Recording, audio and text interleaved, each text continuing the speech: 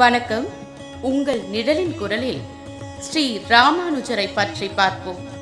ஸ்ரீ ராமானுஜரின் வாழ்க்கை வரலாறு என்பது வெறும் ஆன்மீக பயணம் மட்டுமல்ல, அது ஒரு மிக பெரிய சமூக புரட்சி மற்றும் தத்துவ ஞானத்தின் வரலாறு.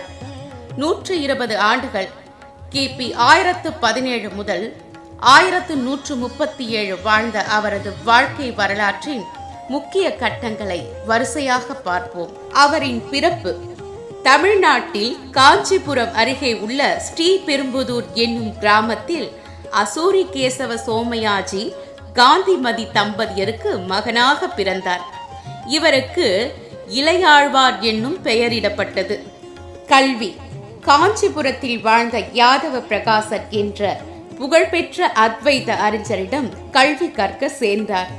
ஆனால் பல இடங்களில் குருவின் தத்துவ விளக்கங்களை விட ராமானுஜரின் சொந்த விளக்கங்கள் மிகவும் ஆழமானதாகவும் மனிதாபிமானத்துடனும் இருந்தன.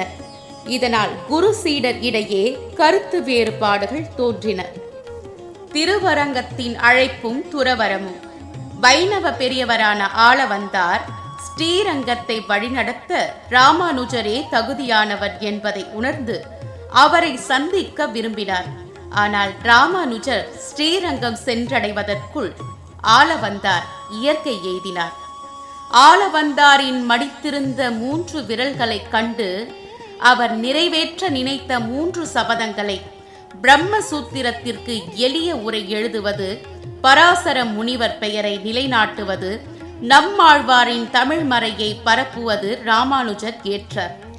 இல்லற வாழ்க்கையில் இருந்த ராமானுஜர் தன் மனைவியின் சாதிய கட்டுப்பாடுகள் மற்றும் குறுகிய மனப்பான்மை காரணமாக உலக நன்மைக்காக காஞ்சியிலேயே துறவரம் சந்நியாசம் பூண்டார்.